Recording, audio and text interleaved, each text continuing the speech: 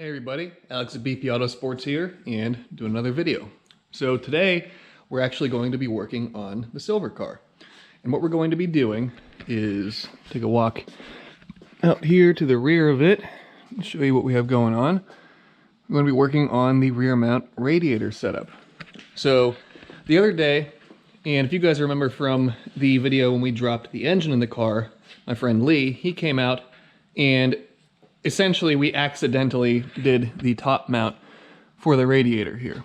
And what I mean by that, we started poking around and just got on a roll and started doing it. And what we came up with is this piece of angle iron that holds the top of the radiator in. And the reason the ratchet straps are there is because we need to figure out the bottom mount. So today we'll be figuring out the bottom mount for this rear mount radiator setup. And I have an idea of how I want to do it. Hopefully it comes out well, but we'll get into that here in a few minutes. So what my plan is to make a removable mount that mounts the backside of the radiator, as well as ties into these holes on the bumper to keep it from being floppy, since there is no structure there any longer. So I think I can do it with these materials that I got, which are another piece of angle iron, a piece of strip stock, and a piece of square tubing, all found from my local handy dandy Home Depot. So I think what I'll have to do first is measure out the width of the radiator to cut the angle iron down to an appropriate size. And from there, I can go ahead. There is a bolt hole right there. And oops, on this side, I have 3 bolt holes to choose from, but I'll more than likely use this one. I'll put that piece of angle iron along the bottom of the radiator. Then I'll take the square tubing, run it up with a tab that comes off on both sides, obviously, but we'll tie into these 2 mounts. And then on the bottom side here, all that I'll do is take that piece of strip stock there and weld it so it comes off the side here with bolt holes that correlate to the holes on the bumper and allow it to be tied in. This one over here might get a little bit funky, but no big deal. So I guess let me go grab a tape measure. We'll go ahead, measure out the width of the radiator, and we can start going from there.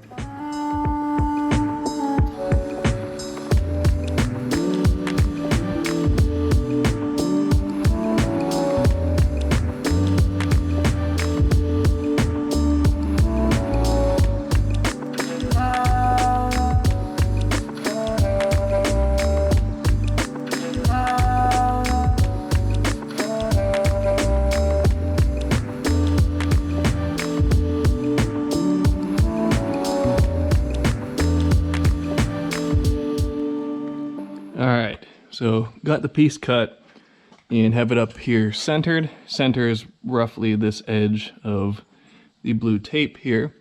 So now the next order of business will be to figure out the tabs and the square tubing that will go up to it. So I think what makes the most sense in my mind is to take the square tubing and to cut it to whatever length I want it to be. It doesn't really matter right now, because what I'm going to do is to place the tube in, run it up along the inside of the frame rail here, and then take a Sharpie, or take a permanent marker rather, and trace out what that angle is right there onto the piece of square tube, which will then give me the index I need to cut it. Once I have them cut, then I can take the strip stock and I can make the mounting tabs that will go to our bolt holes here and the one on the other side that you guys saw a little bit ago. And then we'll be pretty well on our way with this, this mounting bracket. So let me go ahead. I'll measure a rough distance from here, somewhere up past the frame rail there, get our pieces of square tube cut, and we'll keep going from there.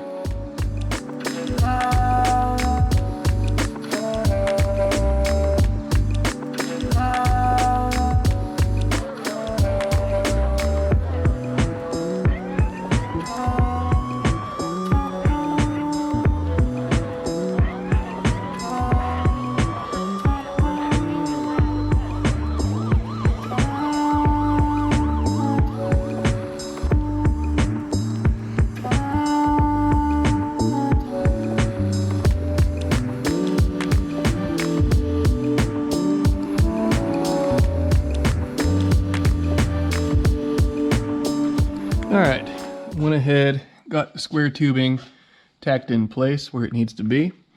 And the way I'm designing this, I left a gap here because I will be putting some insulating foam there to keep this thing from vibrating around and to keep it from possibly damaging one of the tanks. And that's the main reason that I wanted to do this style design as opposed to putting threaded bosses on the radiator and mounting it that way. Doing it like this, there will still be threaded bosses on the radiator, but they will be there purely just as a retention strategy to hold the radiator into the brackets. I didn't want to put the threaded bosses on the radiator and hang it by that because these are a little bit thin, as you can hear, and with any vibration or anything that happens in there, you'd be very likely to end up rupturing one of the tanks. And although the radiator does not go in front of the rear tires, it would still make a mess at the track or on the road or wherever, and I don't want to be that guy. So now that we have our square tube in place, I can go ahead and figure out the dimension that the tabs need to be to come off the top of the tube and tie into the bolt hole on each side. And from there, I can tack them in. Once they're tacked, I can drop this whole thing out. I can weld it and then actually hang the radiator in there and move on to building the bumper support bracket. So let me go ahead, measure, and get these tabs done, and we can keep rolling from there.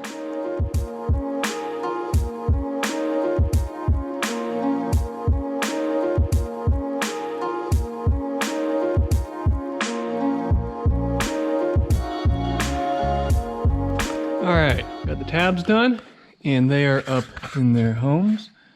There's one there, and obviously one on this side. And I actually ended up having to make the hole in this tab larger than the other side. This appears to be these appear to be M12 fasteners back here, as opposed to an M10 on that side there. But no big deal. I had the correct size drill bits for it. So now I can go ahead and tack the pieces of square tube to the tabs, and then I can drop this whole assembly out. I can weld it on the bench and put it back up in and start figuring out the mounting holes for the bumper. So let's go ahead and get the tack welding.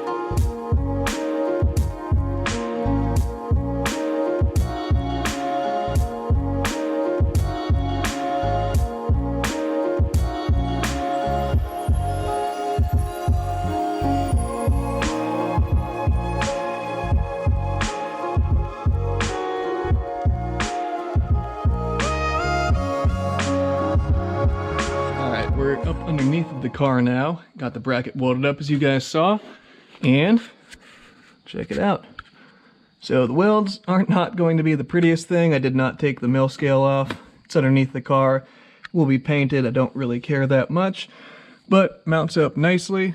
Radiator is nice and solid in there, even though it does not have any retention mounts on it just yet, but sits where it needs to.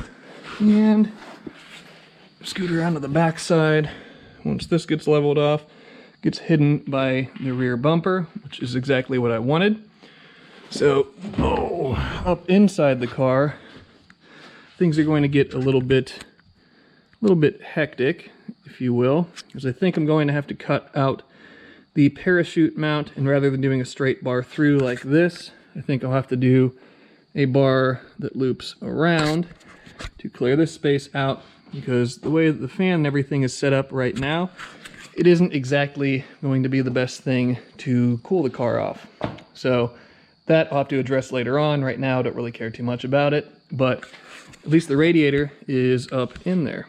So the next order of business, like I mentioned a little bit ago, is going to be to put some sort of tab or series of tabs along the bottom side of the bumper here that I can put bolts through to hold the back side of the bumper up, because if not, she's a little bit floppy. So I'll go ahead and measure out what I need from that piece of strip stock in order to do that, and we'll get rocking with that.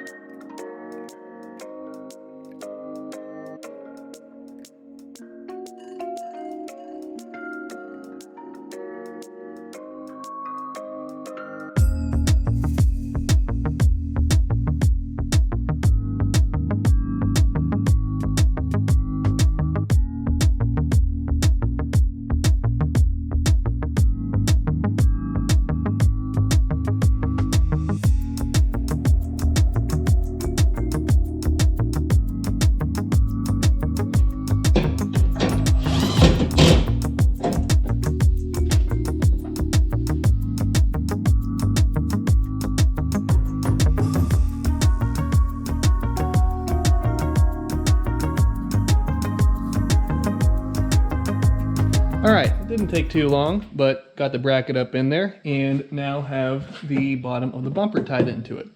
So everything's real solid, even though the bracket bolts to the chassis are just finger tight right now, but let's take a look at it.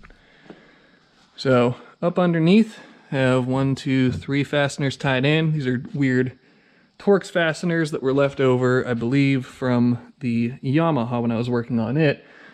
So taking it back to the roots, since Toyota and Yamaha did have some work together, or they did some work together on these cars, but I digress. I did not get to this hole right here.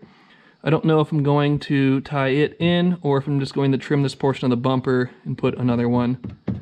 Just drill a hole in the bumper and put one on the outside here. I'll figure that out later. But the radiator sits in where it needs to. You can see this angle here. Everything fits nice. Oh, has a nice angle to it. Leaves this room up here for when I do build a fuel cell for it. And there is enough room for the fan up top. It'll be a little bit difficult to see. If I do end up redoing the parachute stuff, I'm going to cut the remainder of this floor pan out of the back there to free up a little bit more space for it. But yeah, came out pretty good. So I'm pretty happy with that. And if we stand back here and look, you can't see the bottom of the radiator protruding past the bumper, which is also good. So call this a successful job. Pretty happy with it. And yeah, I think that's all we're going to be able to get done for right now, unfortunately. I don't have any paint to paint it, and I don't think I have any filler primer to prime it either. So I'll have to wait until another day to do that. When I do that, I may as well build the fan shroud at the same time, so we can knock those things out in a later video. But I think for this episode, I've about run out of things that I can do right now.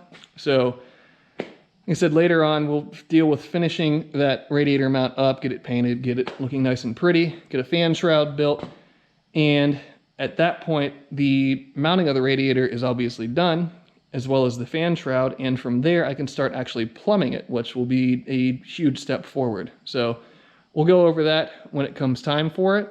But for right now, that's all that I got for you. So until then, be sure to subscribe, leave a like, leave a comment, and we'll see you then.